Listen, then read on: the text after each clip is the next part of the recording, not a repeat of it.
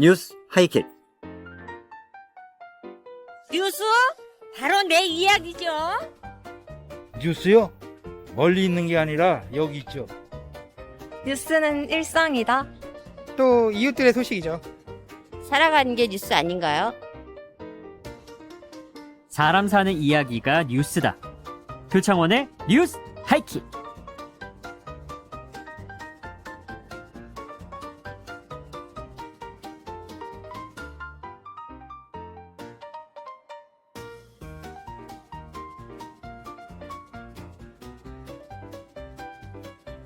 오늘의 표정. 세계에서 두 번째로 많은 인구, 일곱 번째로 넓은 국토, 세계 4위의 군사력을 자랑하는 핵무기 보유국이자 세계에서 가장 빨리 성장하는 신흥 경제 대국, 바로 인도입니다. 하지만 인도의 이런 화려한 외형을 걷어내고 속을 들여다보면 그곳의 어린이와 여성들은 비참한 빈부격차와 야만적인 범죄에 노출돼 있습니다.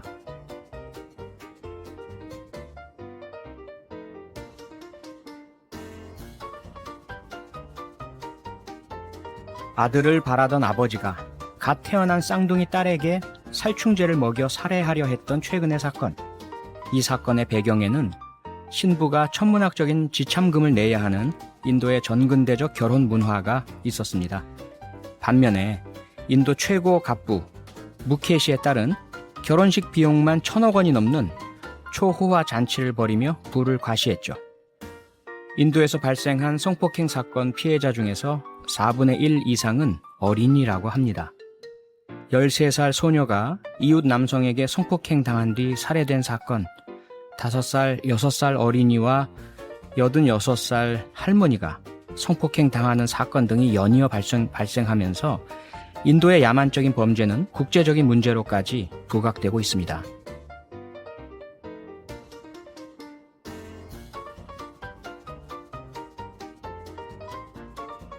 인도의 성자들과 철학자들은 권위와 무력을 버리라고 가르칩니다.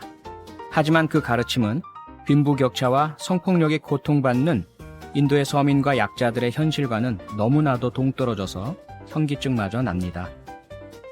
우리가 인도를 보며 분노하듯 세계 다른 곳에서 우리를 보고 화를 낼 구석은 없을지 돌아보게 되는 오늘의 표정이었습니다. 오늘 여러분과 함께 듣고 싶은 노래는 이소라의 바람이 부네요입니다.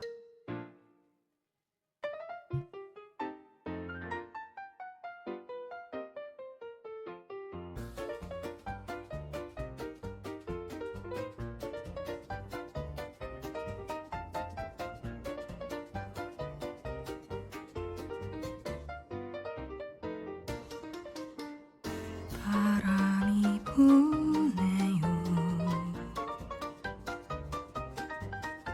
춥진 않은가요?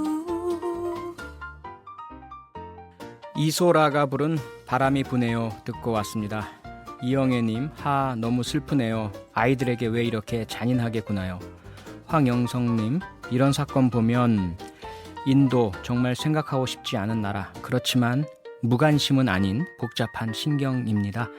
네, 저도 같은 마음이고요. 우리 아이들, 김혜자 선생님이 그러셨잖아요. 꽃으로도 때리지 말라고. 아이들은 제발 좀 건드리지 말아주셨으면 좋겠습니다. 광고 듣고 표창원이 만난 사람, 공부란 무엇인가를 펴낸 서울대 김영민 교수와 함께 돌아오겠습니다. 여러분은 지금 퇴근길 넘버원 프로그램 표창원의 뉴스 하이킥을 듣고 계십니다.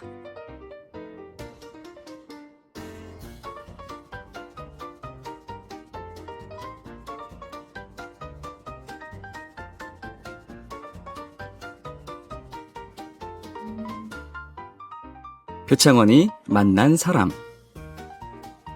민족의 대명절이라 불리는 추석 연휴가 다가오고 있는데요. 2년 전 추석, 대한민국 전역을 들썩이게 했던 칼럼이 있었습니다. 기억하시나요? 추석이란 무엇인가 되물어라 라는 제목의 칼럼이었는데요. 이 칼럼 이후 칼럼계의 아이돌로 급부상한 김영민 서울대 교수가 최근에 신간 공부란 무엇인가를 냈다고 해서요. 오늘 스튜디오에 모셨습니다. 평소에 정말 뵙고 싶었던 분이라 기대가 되는데요. 함께 만나보시죠. 교수님, 안녕하십니까? 예, 안녕하세요. 네. 우선 2년 전 화제됐던 칼럼 얘기부터 좀 여쭤봐야 될 것 같은데요. 그러니까 골자가 추석에 모인 친척 어른들께서 늘 취직은 했느냐, 성적은 올랐느냐, 결혼은 언제 할 거냐 이런 좀 곤란한 질문들 이렇게 하면 되물어라 이렇게 하신 걸로 제가 기억하거든요. 취직이란 무엇인가요? 성적이란 무엇인가요? 결혼이란 무엇인가요? 그렇죠. 예, 벌써 2년이나 됐네요. 네. 예, 그 취지는 그렇게 한번 되물어보라는 거였는데요. 네. 질문의 주도권도 다시 가져올 겸 아하. 그리고 당연하게 생각되는 거에 대한 의문을 제기하는 아하. 그런 방식으로 아주 효과가 있죠. 대단히 그 심리적인 대화 기법인데요. 주도권을 가져오는 그리고 한번 근본적인 문제를 짚어보는. 그런데 문제는 그 어르신들께서 그대로 따라오실지 아니겠습니까? 혹시라도 무례하다 뭐 이렇게 반응을 할 것 같은데 어떤가요? 그래도 다른 방법보다는 좀 유연한 방법일 것 같아요. 그 어르신한테 이 추석이란 이런 거라고 네. 이렇게 설교를 하러 들으면 훨씬 그럴 거고. 예. 저 진행자께서도 정치하실 때도 이렇게 경론을 하다가도 그냥 네. 오히려 정치란 무엇인가 이렇게 물으면 아하. 오히려 잠깐 생각하게 되죠. 생각하게 되죠. 그런 예. 효과가 오히려 있어서 아하. 어르신들도 뭐 생각보다는 잘 받아주실 가능성도 있죠. 예. 문자도 보내주고 계십니다. 0911님, 저 그 칼럼 기억해요. SNS에서 폭풍 리트윗됐던 이 젊은 친구들이 완전히 선풍적인 그런 관심을 보였지 않습니까? 기억나시죠? 예, 기억합니다. 예, 이 칼럼 쓰신 이후에 더 유명해지셨고요. 패러디물도 상당히 많이 나왔었는데 부부란 무엇인가, 방송이란 무엇인가, 출근이란 무엇인가 시리즈 말이죠. 어떠십니까? 좀 인기를 실감하셨습니까 그동안? 예, 원래 전 사회적 거리두기를 이 코로나 바이러스 유행 이전에도. 전부터 하던 사람인데 예. 이 칼럼 덕분에 네. 정말 이거 믿거나 말거나인데 심지어 CF 출연 요청도 있었던 적이 정말요? 있습니다. 예, 응하진 않았습니다만. 왜 안 응하셨죠? 예, 어떤 종류 CF 혹시? 그 비밀입니다. 비밀입니까? 업계의 비밀인 것 같더라고요. 이렇게 분야도 아예. 그래서 응하진 않았습니다. 거기에 네. 나타날 만한 그 얼굴도 아니고. 아이고. 뭐 이렇게 그 돈이 싫다 이런 건 아니시고요? 돈 이전에 주제를 알아야 되지 않을까요? 아이고. 너무 겸손하신 것 같습니다. 자, 그러면 제가 대화의 주도권을 가져오기 위해서 푹 한번 찔러보겠습니다. 교수님에게 추석은 무엇입니까? 추석이라는 건 덕분에 원하지 않든 제가 네. 유명해져 버린 아하. 그런 날이 됐는데요. 예. 그 추석이라는 건 사실은 추석을 지탱하던 그런 여러 가지 요소들이 사라졌지만 여전히 남아있는 그런 전통 중에 하나죠. 우리의 전통이다. 예. 그러면 이런 전통, 추석이나 설 같은 명절을 좋아하셨습니까? 별로 안 좋아하셨습니까? 그렇게 좋아하지 않았는데요. 그 네. 이유는 아까 말했듯이 사회적 거리두기 이거 좋아하기도 하고 그 명절이라는 거는 갑자기 더 이렇게 사람이 좀 더 기뻐야 되고 더 즐거워야 될 것 같은 마음의 부담이 생기잖아요. 부담이 좀 있죠. 예. 왠지. 근데 사실은 일상이 그렇게 꼭 즐거우리란 법은 없는데 다른 때보다 더 즐거움에 대한 부담이 오는 날이기 때문에 어찌 보면은 늘 즐거울 수 없는 사람들한테는 가혹한 날이기도 하죠. 그렇죠. 그러니까 저는 기억해 보면 경찰관 시절에는 명절은 저는 근무하는 날이었습니다. 늘 비상이 걸렸거든요. 예. 그래서 저 같은 사람을 이렇게 생각해 주신 것 같아요. 업무에 연장됐군요. 네. 예, 지금 우리는 추석이란 무엇인가라는 칼럼으로 유명한 서울대학교 정치외교학과 김영민 교수와 얘기 나누고 있고요. 유튜브로 지금 보시는 분들께서는 저희들의 얼굴이 아니라 김영민 교수의 신작 공부란 무엇인가의 책 표지를 보고 계십니다. 이것은 우리 김영민 교수님께서 요청하셨기 때문인데요. 별로 얼굴을 보여주고 싶지 않으시는 그런 아주 독특한 취향을 갖고 계십니다. 시청자를 위한 배려라고 할 수 있죠. 예. 아니, 제가 봤을 때 상당히 호감이 가는 인상이신데요. 그렇게 말씀해 주셔서 사람들이 착각할 것 같습니다. 아닙니다. 네, 그리고 교수님 대학에서 우리 학생들에게 정치 사상 가르치고 계시잖아요. 그렇죠. 예. 사상과 철학의 출발점 바로 질문 아닙니까? 그렇습니다. 서양 철학의 대가 소크라테스도 그랬고 동양 철학의 공자님도 늘 제자와 질문 답변 해왔는데 그러면 교수님도 주로 질문 방식으로 수업을 하시나요? 예, 그 수업에 질문이 꼭 들어가는데요. 네. 특히 이제 개념정의나 단어에 대한 정의에 관련해서 질문을 많이 던지는데 이게 이렇게 하지 않으면 입에 걸리는 대로 사람이 말을 하게 됩니다. 그러니까 자연과학만 해도 이렇게 실험을 통해서 뭔가 정확한 지식을 만들려고 노력하는데 네. 인문학적인 성격인 분야에서는 이 개념 정의를 정확하게 하지 않으면 다 입에 걸리는 대로 서로 다 예컨대 정치에서도 서로 민주주의 얘기를 하지만 네. 저 사람이 뜻하는 거하고 내가 뜻하는 거 과연 같나? 이런 생각이 들 정도로 다 네. 다른 뜻으로 쓰니까 이런 정의에 관한 질문이 아주 중요하죠. 예. 저는 사실 제가 경찰대학에서 학생들 가르칠 때 질문을 참 많이 하는 교수였거든요. 같은 생각으로 해요. 근데 학생들은 대단히 그걸 힘들어 하더라고요. 교수님 그렇죠. 질문 그만하시고 좀 가르쳐 주세요. 뭐 이렇게 반응하는데 혹시 학생들이 좀 그런 질문을 힘들어 하진 않던가요? 당연히 힘들어하죠. 그렇죠. 수세에 몰리게 되고 예. 거기에 대해서 설명을 하고 그래야 되는데 네. 그게 뭐 중요한 교육 과정의 일부니까요. 그러니까. 교수님은 저보다는 질문을 그래도 학생들이 잘 받아들이게 잘하실 것 같아요. 부드럽게. 그리고 이제 교육 철학 가르치는 사람들에 의하면 네. 결국은 답이 그 가르치는 사람 입에서 나올 때가 아니라 배우는 사람들 입에서 직접 나올 때 가장 많이 배운다고 하더라고요. 그렇죠. 예. 그래서 결국은 그 학생들 입에서 직접 답이 나올 때 네. 그들이 더 많이 배우기 때문에 예. 그래서 질문하는 것 같아요. 네네. 그리고 교수님 학생들이 쓴 교수 평가를 받아보시잖아요. 그렇죠. 네. 예. 학생들이 교수님을 어떻게 평가하던가요? 어떤 형태? 예를 들어 뭐 멘토형이다 아니면 꼰대형이다. 어떻게 받으세요, 솔직하게? 저는 사실은 뭐 꼰대라면 직업적인 꼰대인데 그 직업상 그리고 멘토라는 상당히 느끼한 표현이라고 생각이 되는데 느끼하다. 예. 사실은 저는 뭐 수업을 할 때 이렇게 누구에게 다 호감을 얻겠다 이렇게 하기보다는 강한 호가 갈릴 수 있는 수업을 하는 편입니다. 그러니까 애매한 수업을 하지 않고. 예, 용기 있으시네요. 그래서 그 뭐 호의 결과에 대해서 연연하기보다는 제가 제일 반기는 평은 이제 직업 인류에 충실하는 수업이었을 경우, 그러니까 제가 철저하게 지각도 안 하려고 그러고, 네네. 지킬 걸 지켜야 돼. 이런 수업이 이루어졌다는 느낌이 든 평이 있을 때 제일 반갑습니다. 네. 최근에 뭐 학교 초중고 선생님들도 그렇고 교수님들도 그렇고 온라인 강의를 하실 수밖에 없잖아요. 그렇죠. 쭉 해오셨고 뭐 좀 어떠시던가요? 쉬우시던가요? 어려우시던가요? 어떠시던가요? 당연히 어려웠습니다. 당연히 처음 하는 일이기도 하고, 그래서 이게 기본적으로 그 대학에서 이루어지는 수업이 인강, 네. 인터넷 강의랑은 기본적으로 다른 거기 때문에 거기에 적응하기도 굉장히 힘들고 그리고 네. 어떻게 보완할 수 있는가 이게 큰 숙제입니다. 예. 그러니까 교수님들이나 선생님들은 대면 강의보다 훨씬 더 힘드시고 준비도 많이 하셔야 되고 낯설기도 하고 기기 조작이라든지 그렇죠 피드백이라든지 그런데 학생들 입장에서는 비싼 등록금 내고 내가 온라인 강의만 들어 이런 불만이 있을 수 있고요. 그렇죠. 그러다가 나오는 근본적 질문은 학교는 무엇인가 대학은 무엇인가 답을 해주시죠. 그것도 여러 가지 답이 있을 텐데요. 네. 지금의 상황에서라면은 인강으로 배울 수 없는 것을 배울 수 있는 곳이 학교라고 정의하게 될 수 있는 것 같아요. 네. 그러니까 단순한 정보 전달은 아니고 예. 사실은 영감을 얻을 수 있고 그리고 지적인 즐거움을 서로 교통 속에서 얻을 수 있고 네. 이런 것들은 지금까지는 적어도 대면 상황에서 훨씬 제대로 잘 이루어질 수 있는 곳이고 그걸 고유하게 할 수 있는 곳이 돼버린 것이죠. 네. 자, 이제 본격적으로 신간 책 얘기로 돌아가겠습니다. 공부란 무엇인가? 이 주제가 그 처음에 쓰셨던 칼럼 추석이란 무엇인가에 라인 맞추시려고 이렇게 쓰신 겁니까? 어떤 취지이십니까? 이건 아마 출판사에서 그런 걸 분명히 고려했을 것 같은데요. 저도 적극 동의를 한 거는 네.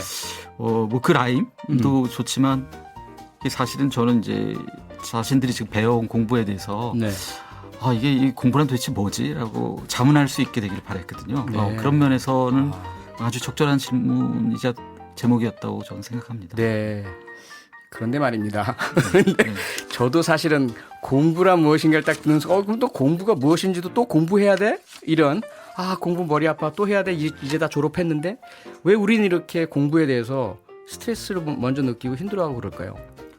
저희가 사실은 한국 사람들이 공부에 살짝 미친 사람들이라고 해도 과언이 아닐 정도로. 근데 하도 어렸을 때부터 네 장래는 이게 이 증시는 시험에 달려 있다라는 식으로 협박을 받아서. 그러니까요. 예. 4당 오락 뭐 이러면서. 그렇게 그 협박받은 결과죠. 그래서 너무 싫어져 버리게 된 거죠. 우리 모두가 범죄의 피해자네요. 네, 그렇죠. 모두 피해자입니다. 그렇다면 그렇게 우리가 강요받던 공부가 아니라 이 공부란 무엇인가는 뭔가 다른 의미를 주시려고 하신 거 아니겠어요? 예. 그러면 이 책에서 말씀하시는 공부란 정말 무엇입니까?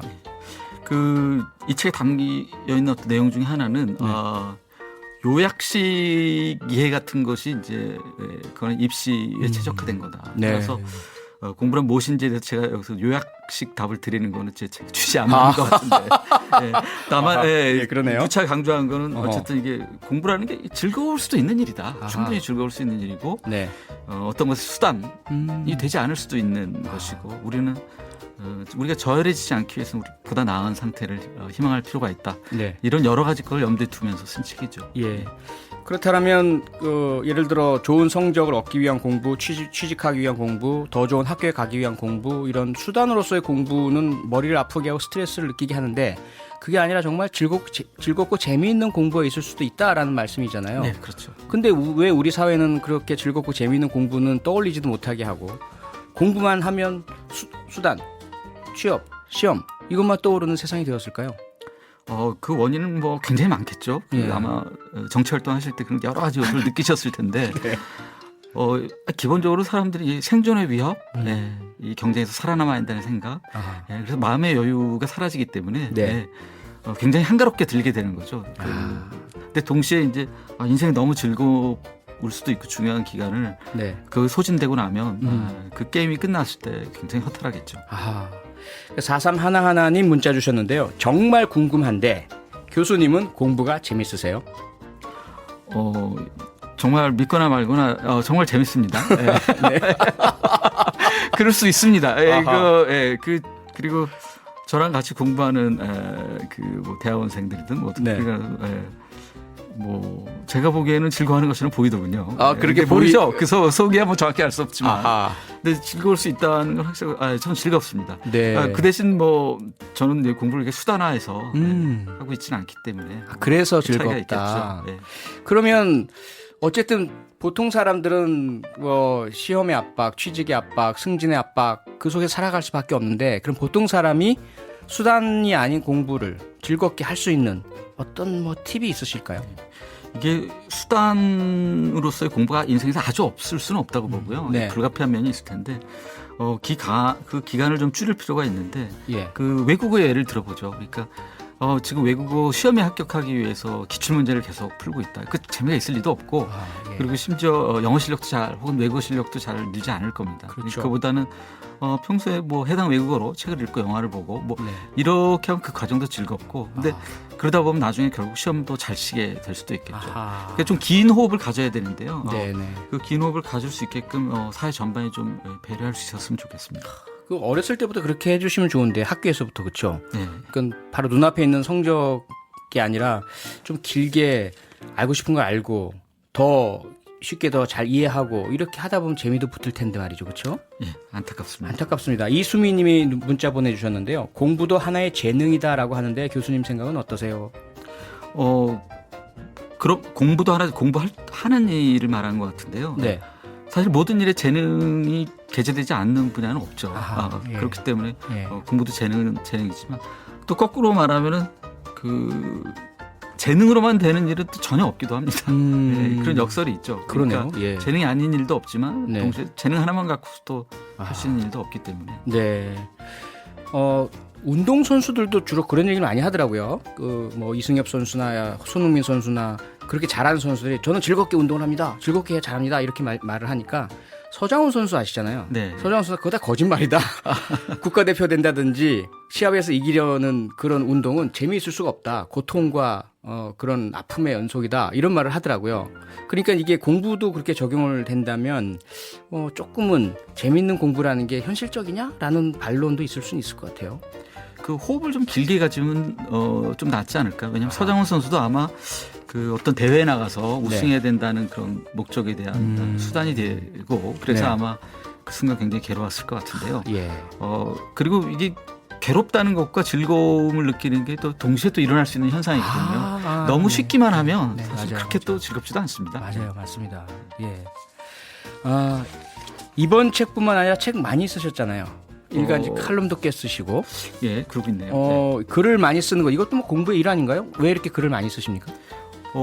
일단 뭐 이게 수요가 있으니까 쓰게 되는데요. 이렇게 써달라는 수요가 있긴 한데 네. 글을 많이 쓰면 글이라는 게 사실은 생각을 가다듬는 중요한 방법 중에 그러니까 우리가 멍하게 있다고 해서 생각을 할 수 있는 건 아니고 예. 누구하고 진지한 얘기를 하거나 책을 읽거나 글을 쓰거나 이럴 때 적극적으로 생각하게 되니까요. 저한테는 생각하는 방법이기도 합니다. 네네. 7622님 질문 주셨는데요. 신간 공부란 무엇인가 어떤 분들이 읽으면 좋을지 추천 좀 해주세요. 사실은 저는 문해력이 있는 모든 분이 읽기를 바라는데요. 모든 분. 예. 그건 모든 저자가 생각하는 거고요. 예. 조금 더 집중적으로 어떤 분. 아니 일단 저는 예. 늘 책을 쓸 때 네. 제가 이렇게 학생들 염두에 두기 때문에 대학생들이 읽으면 좋을 텐데 대학생들. 근데 제가 경험한 바에 의하면 중고등학생들이 굉장히 똑똑해요. 그렇습니다. 그래서 얼마든지 읽고 할 수 있고 그리고 직장인들도 사실은 제가 알기로는 굉장히 지적 갈증에 시달리는 분들이 많습니다. 그렇습니다. 예, 예. 그래서 널리 읽는 게 주부분들도 그렇고 어르신도 그렇습니다. 그렇고 결국 모든 분이네요. 또 한국의 또 독자의 대부분은 또 여성이기도 합니다. 네네. 전하영 고등학생인데요. 김영민 교수님, 저는 고등학생인데요. 공부 재미있게 할 수 있는 방법 좀 알려주세요. 마지막으로 간단하게 답변 부탁드리겠습니다. 이미 고등학생이라면 갑자기 재밌어지겠다는 강박관념에 시달리지 말고 그 자체를 벗어내고 그러면 좀 더 재밌어질 겁니다. 공부가 아하. 재밌어야 되는데라는 강박으로부터 자유로워지는 게 차라리 그게 첫 단계다. 네. 네. 예, 오늘 시간이 있었다면 그 다음 단계도 여쭤볼 텐데 그건 다음 기회로 미루고요. 교수님 오늘 너무너무 고맙습니다. 오늘 즐거웠습니다. 네. 예. 서울대학교 김영민 교수였습니다.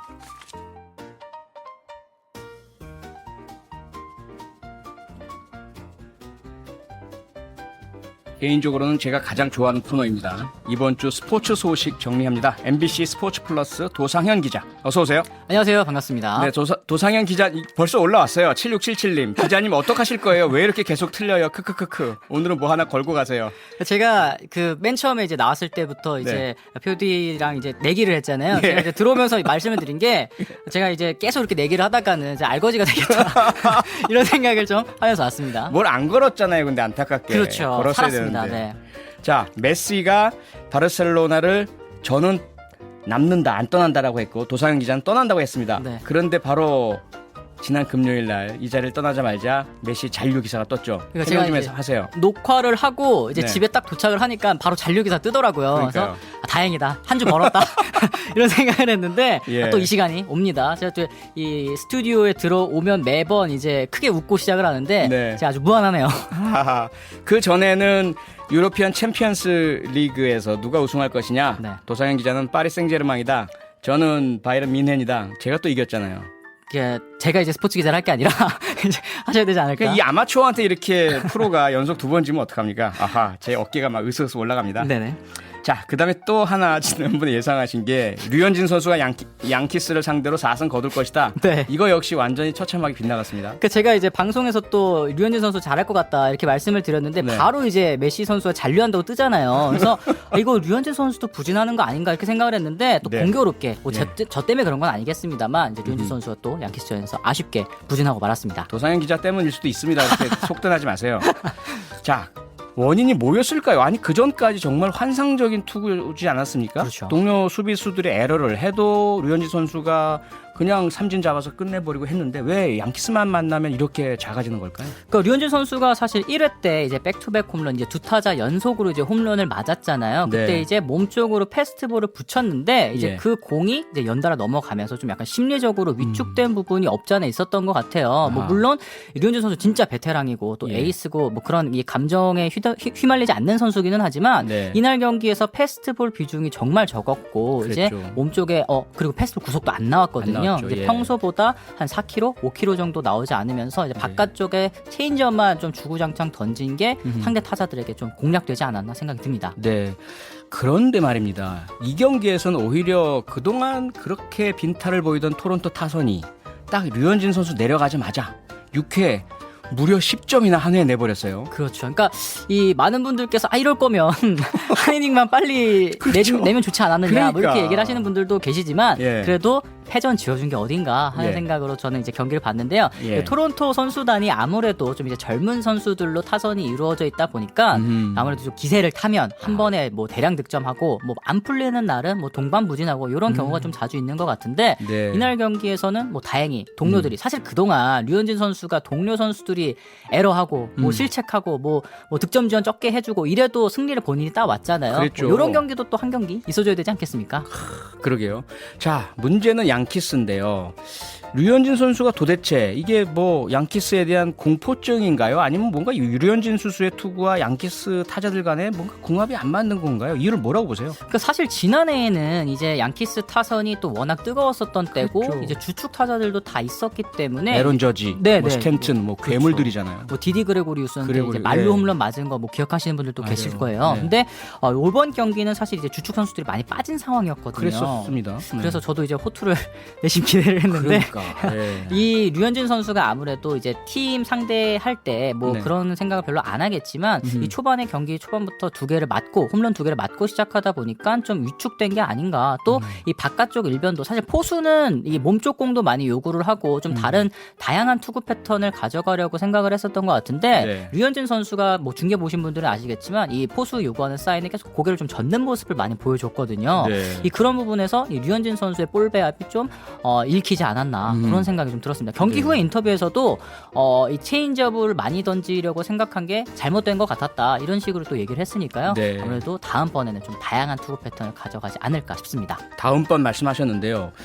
이게 앞으로 양키스와 계속 경기가 있더라고요, 보니까. 그렇죠. 그러니까 요번에 3연전을 마치고 나서도 네. 아직 이 올 시즌에만 7경기가 남았거든요. 네. 이제 뭐 대충 계산을 해봐도 뭐 한두 번 정도 더 등판할 수 있다는 계산이 나오는데 그러니까요. 어쨌든 요번 시즌에 한 번은 이제 양키스와의 이 악연을 좀 깨줬으면 좋겠다는 생각이 좀 듭니다. 그러니까 저도 한 번은 좀 약호를 죽였으면 좋겠다. 네. 이게 벌써 지난 시즌부터 시작해서 양키스만 만나면 방어율이 엄청 올라가잖아요. 아직 첫 승이 없거든요, 류현진 예. 선수가. 제가 지금 양키스. 비속어를 사용했습니다. 제작진에게 경고받았습니다.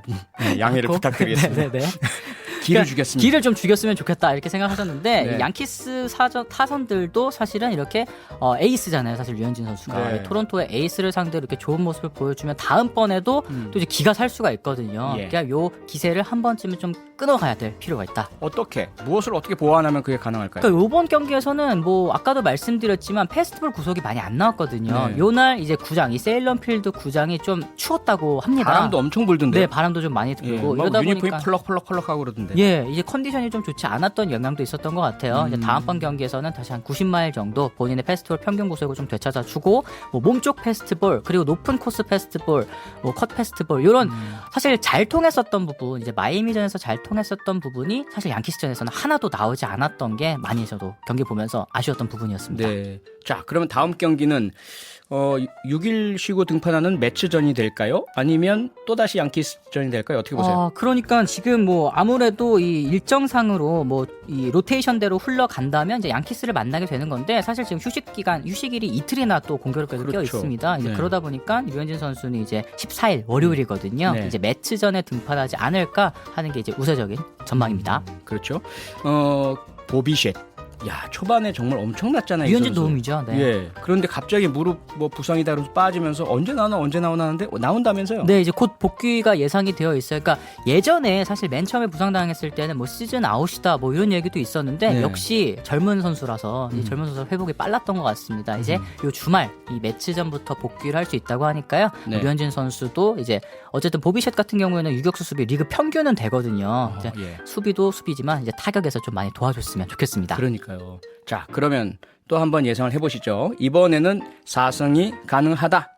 아니다. 어떻게 보십니까? 제가 대기실에서 굉장히 고민을 많이 해봤거든요. 제가 여기에서 4승을 한다고 얘기를 하면 못하는 거 아닌가 이런 이 두려움이 좀 있기는 했는데 예. 그래도 저는 신념대로 가도록 하겠습니다. 이 네. 류현진 선수 제가 말하는 거에 뭐 영향을 받을 선수는 아니라고 생각을 해서 류현진 선수 이번 이 매치전 사실 매치가 지금 시즌 타율이 2할 7푼 우리 30개 구단 중에 1위거든요. 어허. 지금 타선이 굉장히 무섭습니다. 예. 하지만 이 류현진 선수가 또 시즌 4승 거둬주지 않을까 하는 생각을 조심스럽게. 그동안 매치한테는 잘했잖아요. 그렇죠. 이 이 선수가. 통산 평균 자책점이 1.20 극강이었거든요. 그러니까요. 진짜 극강의 모습을 보여줬던 만큼 이 네. 매치장에서 좀 부진 반등해줬으면 좋겠습니다. 네, 기대해 보겠고요. 이번엔 김광현 선수 갑자기 복통 뭐 이러다가 신장 뭐 이런 얘기가 들리는데 네. 어떻습니까 지금?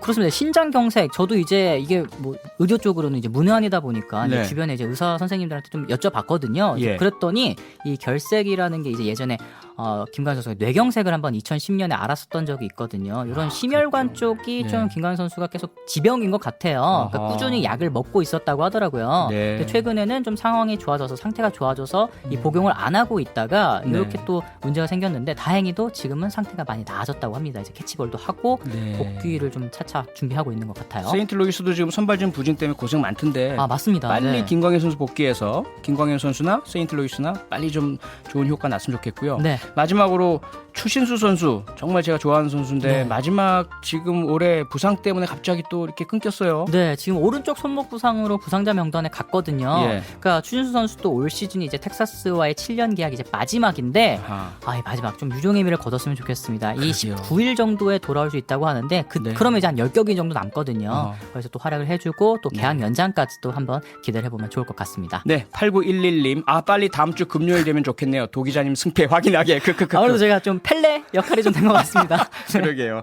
네, 여기까지 듣겠습니다. 결과에 대한 분석은 참 잘하는데 예측은 다소 아쉬운 MBC 스포츠 플러스 도상현 기자였습니다. 고맙습니다. 고맙습니다.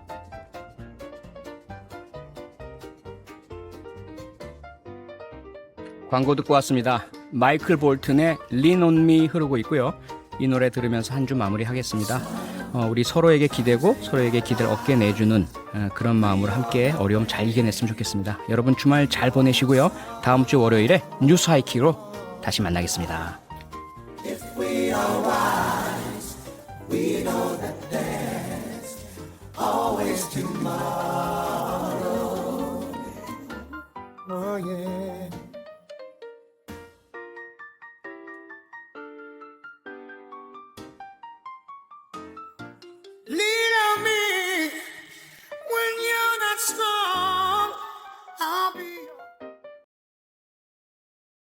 습니다. 나는 그녀의 어머니를 때려 죽였습니다. 그는 정말 화가 났어요.